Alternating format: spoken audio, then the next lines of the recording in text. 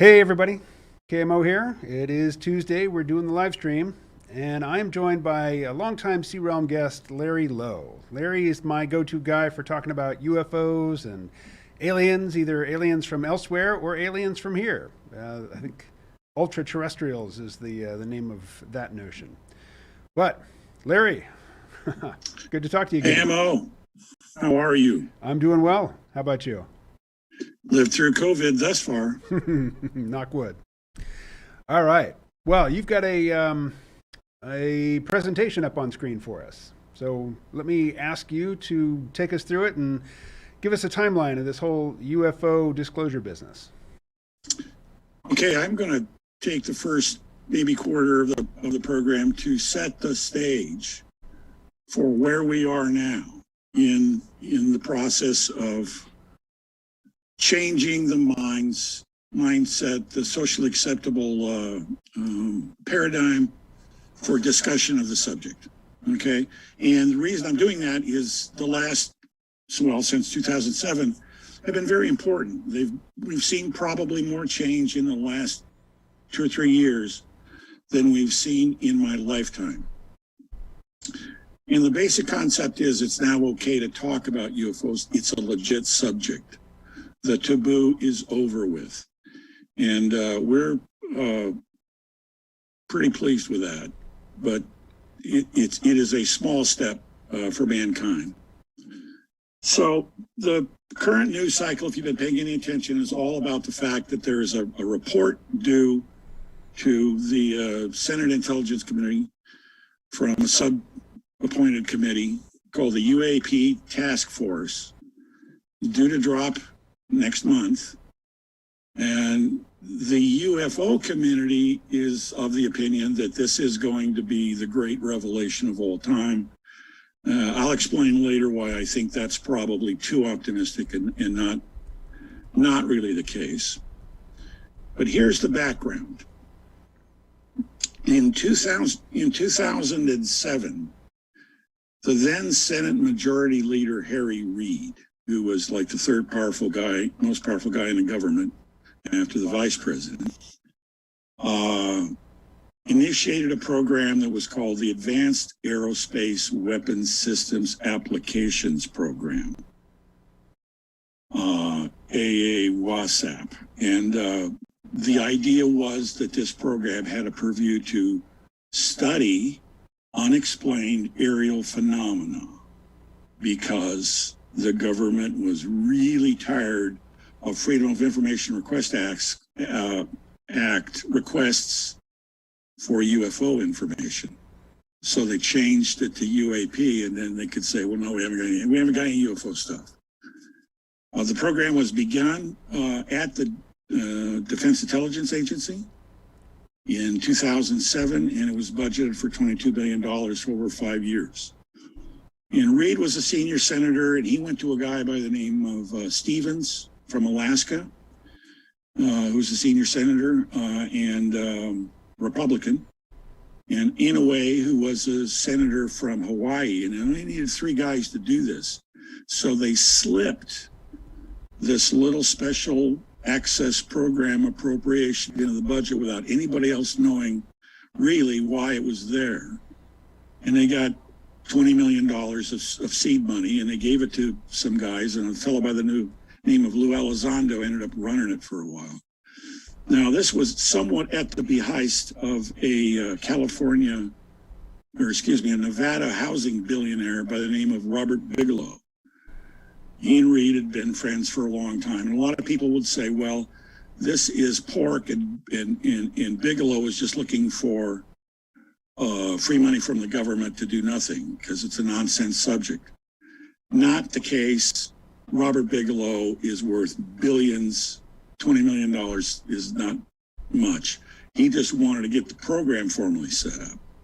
Then he turned right around and contracted to it to do a lot of the work. And a lot of the actual work that was done, or at least the analytical work, was done at Bigelow Advanced Aerospace Systems, BASS, in Las Vegas. Nobody knew this was going on. This was 2007. And just to kind of move a little further down the timeline, the first time I had an opportunity to talk with you was in 2010, 3 years later. And unbeknownst to me or you, the AAWSAP program was going. But at the time, there was a program called The Event. And I was writing for the Examiner.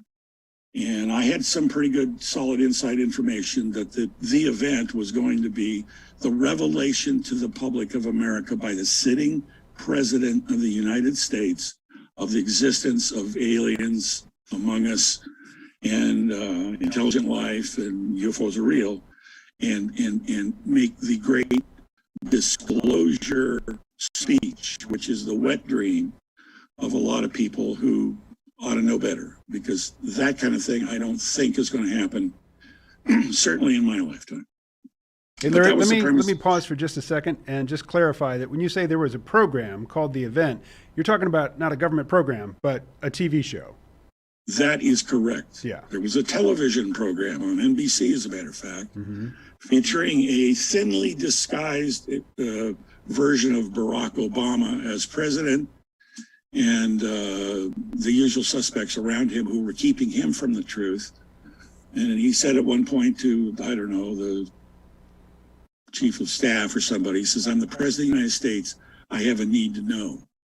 And when he found out what they told him, he said, "We need to tell the American people." And this was grand and noble and wonderful. And the idea being that if you present that whole process in fiction on television, then the American population kind of gets a little bit used to the psychic shock of UFOs are real, because until then we all know they weren't, right? That was the plan. UFOs aren't real. It's all to be dismissed. The broadcasting corporation that put it up, I think NBC, changed hands a couple of times. They went through 5 directors, and the scene we were waiting for never actually happened, and it got off in a little bit different realm. But my point was that disclosure happens in America when people talk to other people about it. And that's what I meant by viral at that stage. I'm not talking about using Twitter or your Facebook account. I'm saying talk to your family, your friends, your coworkers, and when it's a legitimate subject for conversation at that level over the water cooler, as I put it, that's when disclosure will happen, because disclosure in the sense of the change of mind that you have to realize that UFOs are real is a very personal thing, and has a lot to do with your own psyche, and everybody's got to make it for themselves. No amount of presidential proclamation is going to do it for you. You've got to internalize this. They're here, and they have been for a very long time.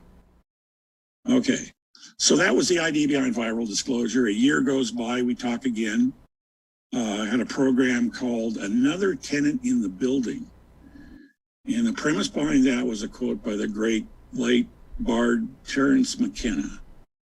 And he did a conference with Jacques Vallée about angels, aliens, and archetypes. And he was espousing his view of the UFO phenomenon. For those of you that are not clear, Terence McKenna was justifiably famous as a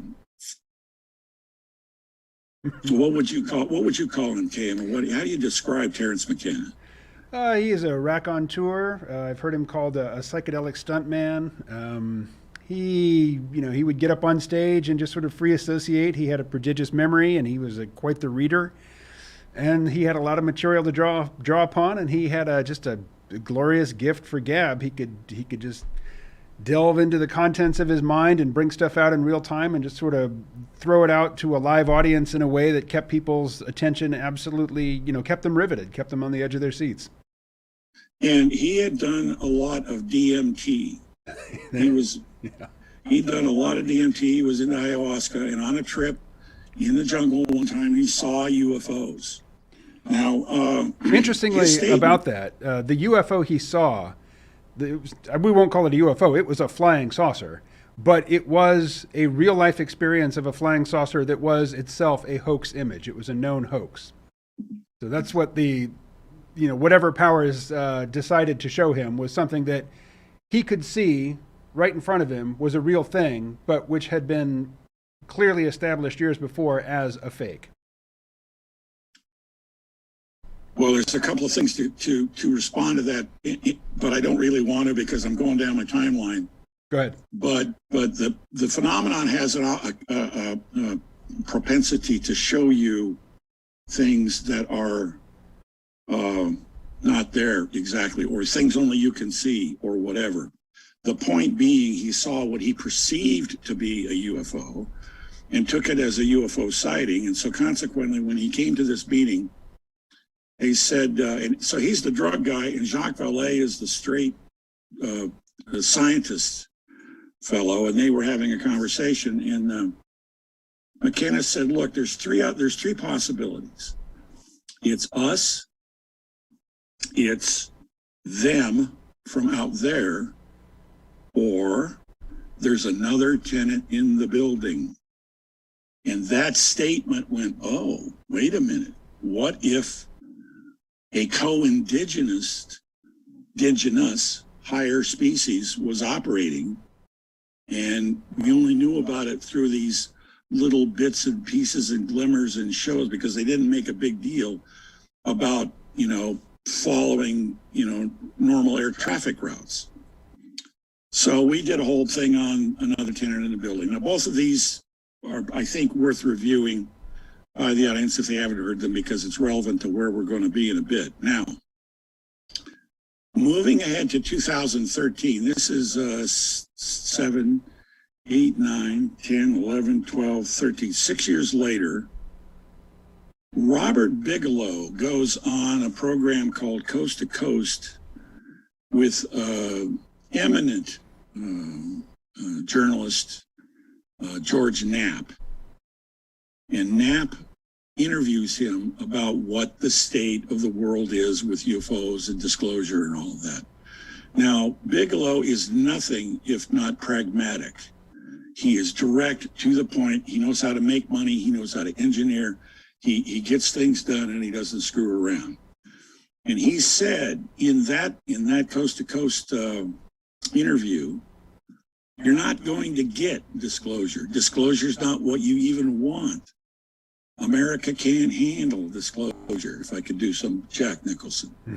What you're going to get is you're going to get a thing called confirmation.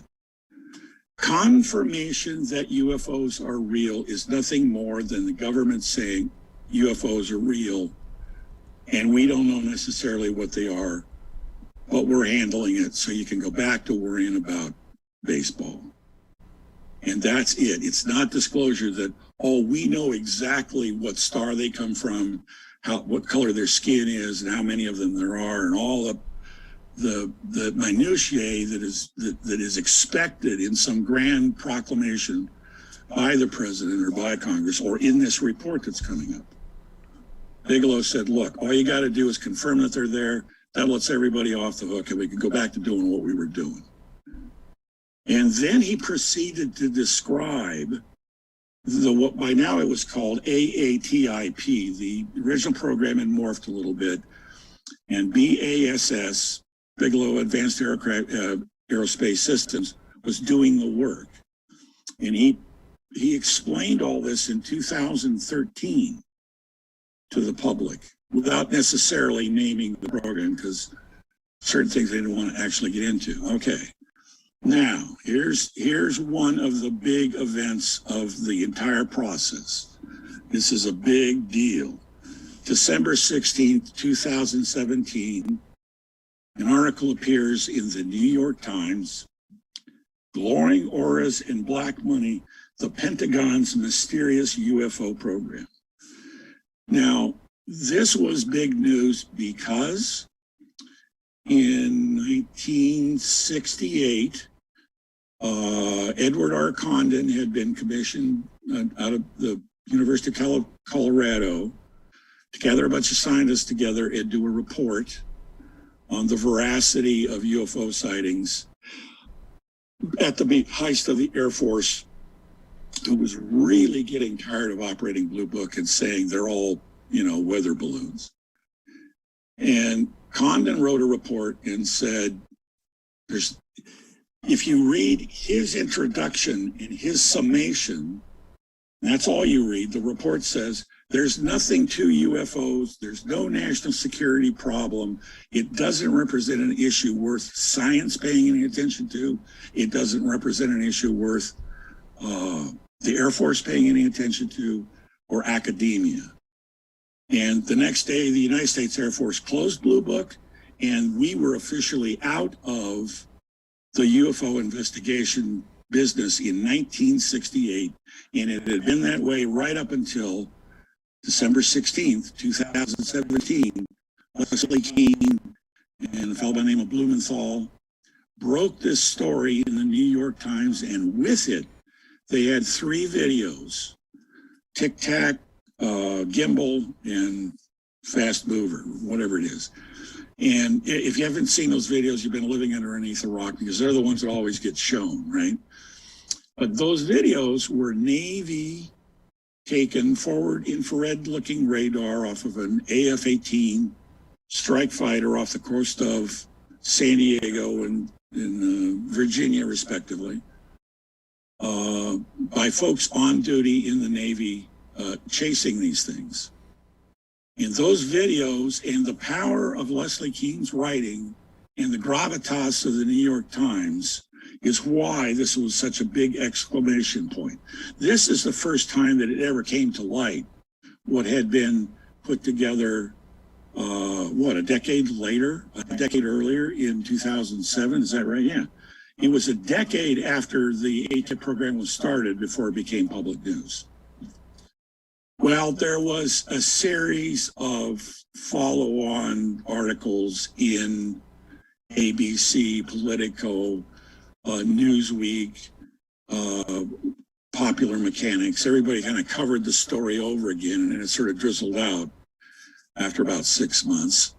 And the next big event is on February 11th. And by the way, on the left is the dark world items, and on the right is the white world items. February 11th, 2019, 2 years later, the Federation of American Scientists gets a list from the Defense Intelligence Agency of AATIP project papers, and they had to file a FOIA to do this.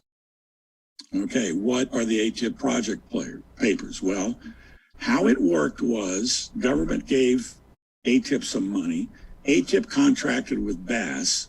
Bass hired a guy by the name of Hal Puthoff. Hal Puthoff put together a baker's dozen of the absolute best minds that he could find. And he said, write me a paper on, one of the following subjects. It kind of depends upon who you are, what you got. Inertial electrostatic confinement fusion. This was a possible way to get enough energy to do one of these things. Another point was 0-point energy extraction. That's the seething foam of photons and electrons coming in and out of existence at the very core bottom of reality. Okay, and that, if you could put a diode on that, it's like putting a dam up in a tide basin, and you can jack a little energy out of it all the time. If you could tap into 0-point energy, you could tap into an enormous amount of energy, and that was what was required. Puthoff himself wrote a paper on advances in space propulsion based on vacuum space-time metrics. Now, the metric is how you measure something. And you measure something either it's a foot long, or it's an hour long. Space and time have units of. Now, if you can vary the metric, in other words, if a foot is not always a foot, because you can condense it because you're going close to the speed of light or whatever, then inside the field, if you can create a field that does that, called the Albuquerque field, you can warp space-time, and you don't have to bother with traversing space. You kind of whiz from here to there. And he explained in his paper how it would all work and what the side effects would be. What you, if one was going, what would you get out of it? And I wrote a private white paper pointing out the correlation between Puthoff's predictions and the observed characteristics of the UFOs that Valet and Davis had characterized in their paper, and that was reported at Rendlesham. And so I typed this thing all up like I know what I'm doing, and I sent it to Puthoff, and his reaction was, I was wondering when somebody would get it. Because what Puthoff was doing was back engineering the field effect propulsion they suspected might be going on in UFOs. That group at AATIP also looked into invisibility cloaking, traversable wormholes, anti-gravity. There were several different papers on that. What's called metamaterials, materials that are of unbelievably complex and unusual construction that do certain things, and they don't do anything that we have any application for here on the planet, and we don't know how to make them if we had an application for them. But the only things we've seen that exhibit these kinds of characteristics are reputed to be recovered from a crash site or ejected from a saucer or something like that. And one of the last thing was programmable matter. The idea that we can create, say, an aircraft wing and it can morph and change airfoil like a bird in flight. The shape of everything is malleable. So all of these subjects were treated by PhD level guys thinking 15, 20, 50 years ahead of time. And they put that all together and said, now, do we have a recipe for how you might build a UFO? Do we have enough engineering? Do we have enough technology? Is there enough theory here? Will this work? So that's why these DIA papers in 2019 are important, because it confirms that. Now, in May, interestingly enough, the Pentagon confirms that AATIP, quote, did pursue research and investigation in unidentified aerial phenomena, which is a hell of a lot less than what I just told you. So the government is just barely admitting what's going on. But yeah, AATIP did look into that. So a year passes, and the main players behind the program seem to be Christopher Mellon, primarily, former Undersecretary of Defense for Clinton, and a guy named Lou Elizondo, who had headed up the AATIP program, and those two got together, and they've been kind of driving the process. In February 24th of 2020, now this is back in the dark area on the left of our stuff that the public didn't really know about. Senators Rubio, Marco Rubio of Florida, and Kamala Harris got classified briefing on UFO sightings and encounters and unidentified aerial phenomena. They closed the doors. This was the Senate Select Intelligence Committee, and they briefed them on the subject. And everyone came out. There's a video of one of the guys came out of the meeting, and he was just kind of like glassy-eyed. He said, I think we probably need to look into this. You know, that's all he could say. But that briefing is very important because it put the bug in everybody's ear that mattered, Senator Rubio probably the most, that this was a legitimate deal. And the Navy was running into these things. The Air Force probably was too. They just probably weren't talking about it. The very next day, on February 25th, the Navy confirms the existence of unidentified flying objects in those films that were released back in 2017. It took them 3 years to say to the American public, yes, those are Navy films. Yes, those are objects. No, we don't know if they're flying. And yes, they're unidentified because we don't know what they are. And right there is a Navy admission that UFOs exist because we got 3 examples right on the screen. But it's interesting, the timing was like right after that briefing. Somebody called somebody and started to work the chain of public awareness forward. The Navy finally said they're there. So go ahead, what are we, February to June, 5 months or so. Rubio inserts language into a report to the Budget Committee from the Senate Select Committee on Intelligence to fund the UFO task force.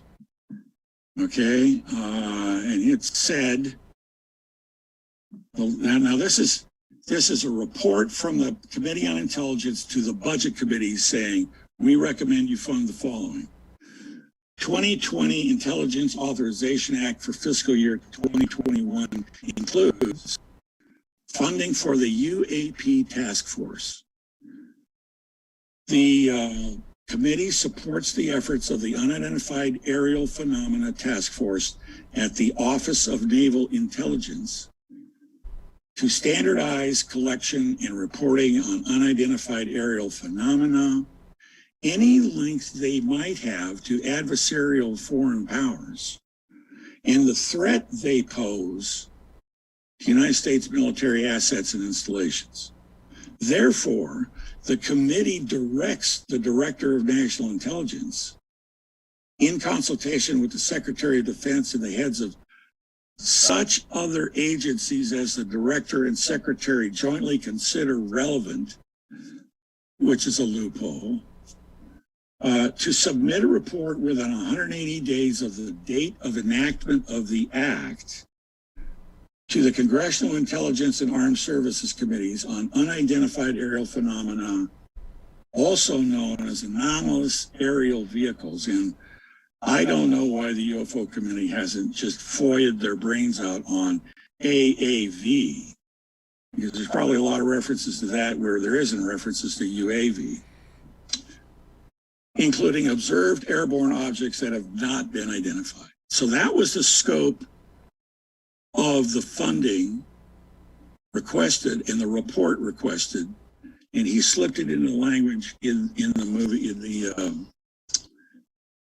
in the recommendations to the Budget Act. Now, the Budget Act wouldn't be passed for a while, but that was the key event that followed on after the briefing. Obviously, they told him something behind closed doors he thought was pretty important. Now, in October of 2020, and I want to give a heads up to our video guy, James Fox released a movie called Phenomenon, and it was his life's work. It was his 4th time around. He doesn't make very many movies, but when he does, he makes them, very seriously and with a passion. It came out at exactly the right time, and it encapsulated all of the enthusiasm that had been building towards bringing this forward. And if we could play the video now, that's the Phenomenon trailer, it would be good for the audience to see just a taste of what that movie was about. I knew this was breaking news for the front page of the New York Times. My gosh. Look at that thing. We need to accept that we are not alone in the universe. The federal government, all these years, has covered up everything. It's very, very bad for our country. There have been visitation, crashed craft, material recovered. It was not anything from this earth. All I could do is keep a mouth shut. The public has a right to know. There's a tremendous resistance. I guarantee every one of them knows that this event happened. Hiding these dark secrets even from elected presidents. They came running up here in such a panic. Child can't make that up. Declassified government documents confirm ongoing UFO incursions at nuclear weapons sites. Are you saying that there's some evidence that still hasn't seen the light of day? I'm saying most of it hasn't seen the light of day. These things are real. They're here. This is happening now.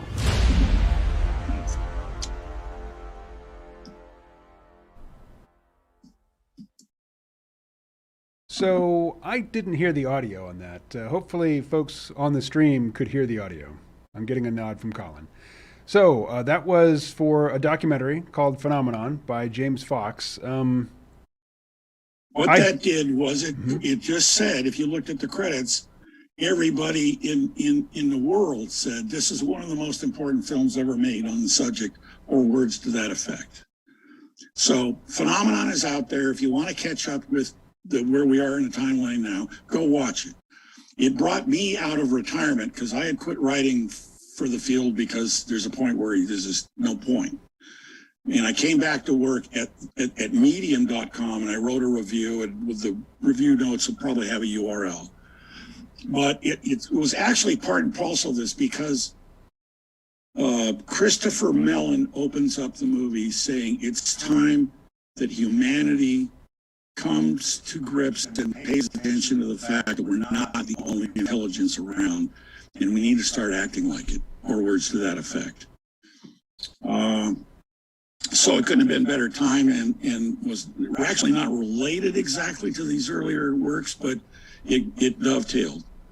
So October, November, December, as Trump has lost the election, I guess, by then, and is on his way out the door, the budget gets passed, and the COVID relief bill, $900 billion, gets passed. And in that, the Intelligence Authorization Act that Rubio authored got passed.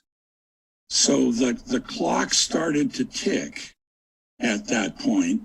The deadline was 6 months later. That's now June 2021 for the report to come, because the act was passed that was funded and the needs outlined by the Intelligence Committee.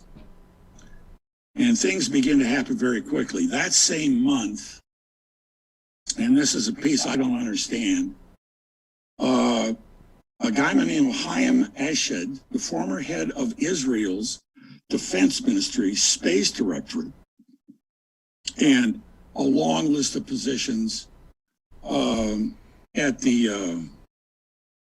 in the Israeli government and academia, said the unidentified flying objects have asked not to publish that they are here. Humanity is not ready yet. Israel knows they're here. Trump knows they're here. Some of the governments know they're here. But let's not make a big deal about it publicly, because they kind of want to maintain a low profile. That was his statement, passed on from the UFOs he was talking to, about we weren't ready. And I may contend that we're probably not. But it was like out of nowhere. Who's this guy? Israel. Israel's in the UFO business all of a sudden.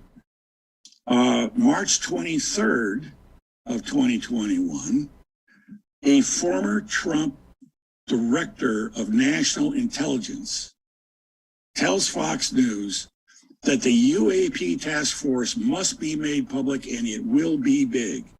He went on to say what a very important, critical thing this was, and how it was going to open everybody's eyes and spill all the beans. But it had to be, because the way it stands right now, that report only needs to go to the Intelligence Committee. It doesn't need to go to the public.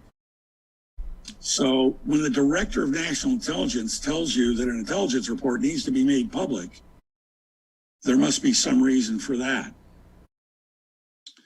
So we moved from April to March 2021 this year. Now things are happening like once a month.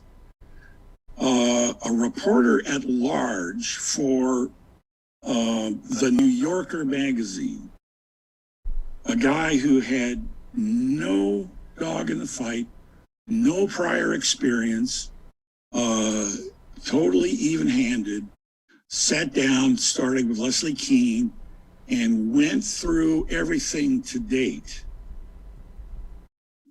all the way up to where the Director of National Intelligence says this needs to be made public, and wrote this article, How the Pentagon Started Taking UFOs Seriously. And I could put a colon on that. The after title is, and Why You Should.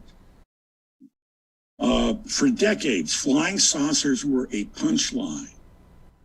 Then the United States government got over the taboo, which is just exactly the right way to phrase it.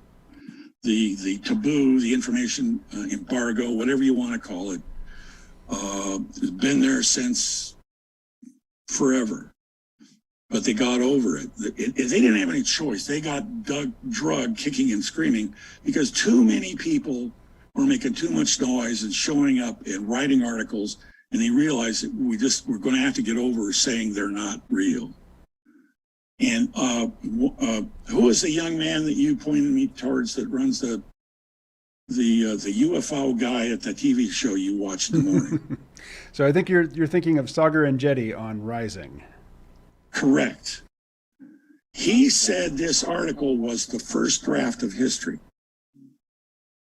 And I would tell you that this article, if you had to throw a dart at the calendar just to specify when the UFO truth embargo taboo ended, it was when this article, hit print. It's on the web, it's in print, and there's a companion NPR podcast. Go read this, because it tells you where everything was up until April 30th of this year. Big deal. On May 5th, the Inspector General launches an evaluation into the UAP task force, and specifically the responses of the tasked agencies to respond to the UAP task force into actions regarding unidentified aerial phenomena. Reason being, the task force was set up, they had their marching orders, and they had a purview and a staff, and you got like a captain in the Navy or a colonel in the Air Force running this thing. He's got to go into 1 stars and 2 stars and say, tell me everything you know about UFOs. And all that guy has to do is say, well, we don't have much, which is shorthand for you don't have any need to know, and I don't want to cooperate. And so that got leaked to the Inspector General, who's now bird dogging ostensibly the rest of the government to cooperate with the task force. That's a rather remarkable thing. And I've got this halfway between black and halfway between white on the thing, because it's a little spooky there. As a practical matter, I don't think the Inspector General is going to scare anybody that happens to be deeply entrenched in the DIA somewhere, that happens to know a little bit of something. And so it may very well be that the task force will get stonewalled. Meanwhile, at that same time, Christopher Mellon appears on the Joe Rogan podcast. And Joe Rogan's a little spotty. His characters are a little spotty. They come good. Sometimes he does good, sometimes he's not, But Rogan did a particularly coherent, calm, thoughtful, tossing softballs right across the plate for Christopher Mellon to hit deep into the right field. And Mellon, for his part, delivered a calm, thoughtful, meaningful presentation of what was going on today, what the issues were. Of particular interest in this podcast, Rogan asked Mellon, what should we do? What would you do if you were going to try to figure this all out? And Christopher Mellon sits back for a little minute and he thinks and says, well, I'll tell you what I'd do. I would go look at the data we've already got to see what we've overlooked. When you take radar data in from a massively sensitive network like the Distant Early Warning Line or NORAD or those guys, it's covering everything bigger than a moth, all the way around the world to, Afghanistan. You got to get a bunch of clutter off the screen, because you got to give your operator the right view. So if some guy's driving along in a Cessna 150 at 2,000 feet over Kansas, well, don't show that to the operator. He has no need to know that guy's down there. Now, by the same logic, if something appears to be going 3,000 miles across the screen, takes a sudden right-hand turn towards the North Pole, You don't show that to the radar operator either, because that doesn't make any sense.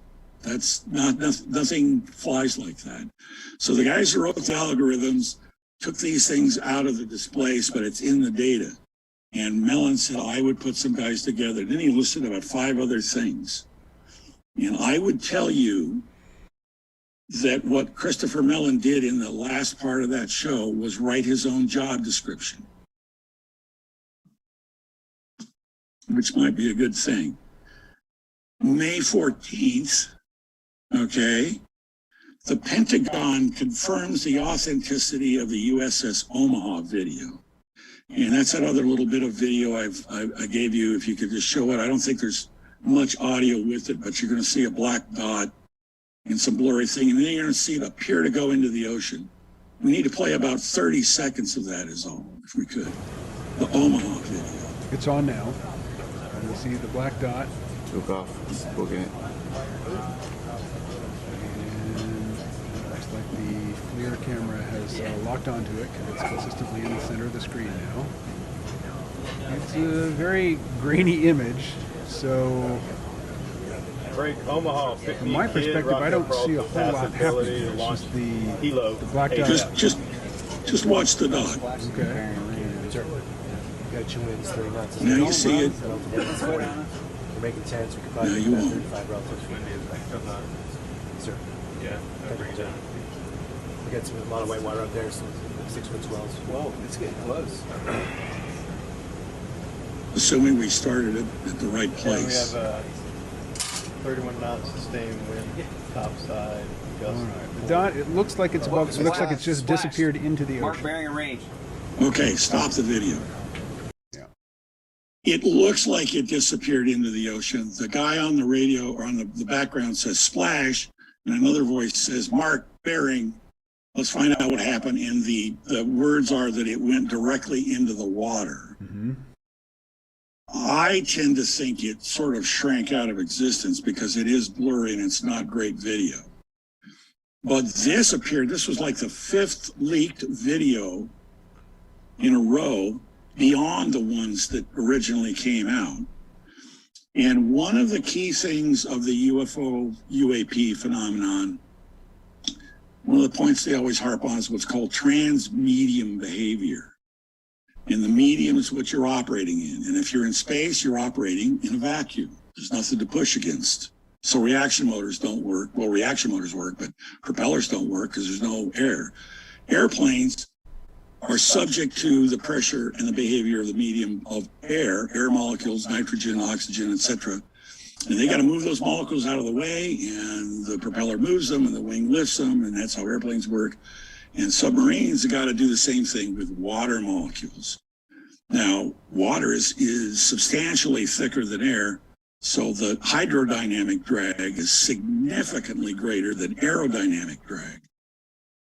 Point being, the UAPs that seem to be genuine exhibit the characteristic that they go from the air down into the ocean without a big splash, without disturbing anything, and then travel at high speed underwater, just as if they were traveling at high speed in the air.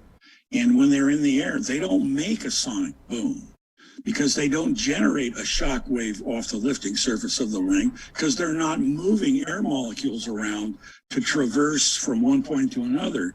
They are in a field that is sliding through the medium, but not affecting it. It's a very difficult thing to try to envision. But that seems to be what's going on. And it goes on underneath the water just as well as it does in the air. So transmedium is a big deal. And on May 14th of this year, the Pentagon said, yes, that was an authentic United States Navy video. Yes, it was taken on board a Navy craft. And yeah, we don't know what that thing was. 2 days later, the third in our major series of media events occurs. May 16th, 60 Minutes does a 15-minute segment on the UAP. And they bring together Commander David Fravor and now Lieutenant Commander Alex Dietrich.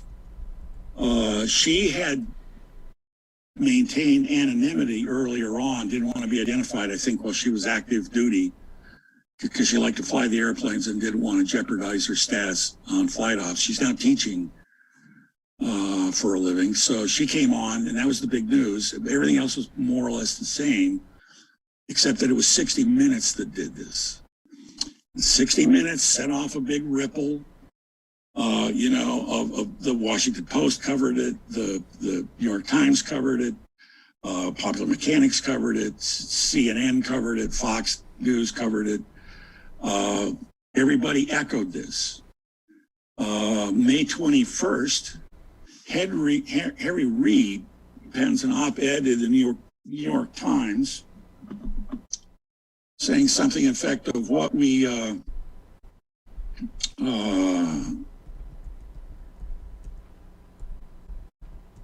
okay, that's this picture. I got to keep my notes in order here. What we know about UFOs. And his concluding sentence was, I've never intended to prove that life beyond Earth exists. But if science proves it does, I have no problem with that. Because the more I learn, the more I realize there's still so much more I don't know. And so they're reaffirming the idea here. All we're saying is that you got to be honest with the reality of the people that see them. UFOs are real. Nobody is making any assumptions about aliens yet. And that will take a lot more work, and it's a different issue, and that happens when disclosure occurs. Now, you are here. This is today.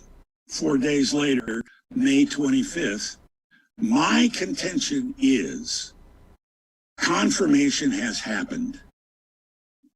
Oh, wait a minute. Did I have the Obama video up there? Colin, do we have a video from Barack Obama? President Barack Obama talks UFOs with talk show host James Corden. There's footage and records of objects in the skies that we don't know exactly what they are. We can't explain how they moved, their trajectory. And so, I think that people still take seriously trying to investigate and figure out what that is. Mr. Obama says UFOs were actually one of the first things he asked about. Okay, you can stop it there. Okay, that is the last guy that was in the White House telling you that UFOs are a thing. Okay, that is confirmation, except he's not in the White House anymore. But the guy that's in the White House now, I think is going to get around to something like that. And that's it. Now, if you're sitting here now, and if you follow me all the way through this, then here's the deal, kids. It's okay to talk about them. It's okay to read the material. It's okay to speculate because they're there, whatever they are. And we've got confirmation from the government and whoever's important that needs to be important. Now, the next thing to happen in this whole grand exercise is the UAP task force is going to report to the Senate Intelligence Committee sometime next month. Now, the retail ufology guys are running around like this is it. Moses himself is going to come down from the mountain and tell us all about the aliens. And I'm telling you that what they're going to say is, yes, there's a lot of unidentified object reports. Yes, we have now got procedures to allow them to come up the chain of command. It will not affect your career if you report them. They're all going to go to some office and get dealt with. And we've got top men working on this project right now. And if there's any doubt in your mind, those are top men, Indy. So you can just go back to Kansas and teach college and don't worry about it. The Ark is in safe hands. And that's what I call Ed Condon 2.0. And they will put the thing back to bed, put the cat back in the bag and said, no, what? We're not telling you everything that we could. And we're not telling you stuff we don't know. And we're not revealing any classified sources, but yes, if you want to talk about UFOs, that's fine. The whole idea from the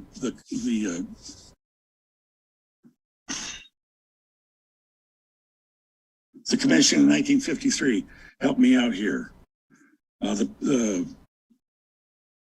told you about this in the earlier works. The commission in 1953 said that we need to make the whole thing taboo, and they did a very good job of it. That's over with. When was Project Blue Book? Project Twining wrote a memo in 48 to his superior. That became he was tasked to create Project Sign. Project Sign turned in a report that said, Jesus, there's something here. That was rejected by the then Hap Arnold. Said, don't write me a report that says they're here. I ain't reading it. Go write a better report. They came back and wrote a report that says, oh, wait a minute, we were mistaken. There's nothing to it. You said good. They changed that to Project Grudge, evolved to Project Blue Book, probably in 52, 53. Well, it was there by 52 because when the Washington merry-go-round, the 2-weekend air show of flying saucers over Washington, D.C. happened, Edward Ruppel of Blue Book was flown in to try to explain this to everybody, and nobody had any explanations. So Project Blue Book went from 1951, give or take, to 1968. And ever since then, there's been nothing. Because you know what? We just don't even care. All right? So. Well, Larry, we're actually pretty close to the end of our time here.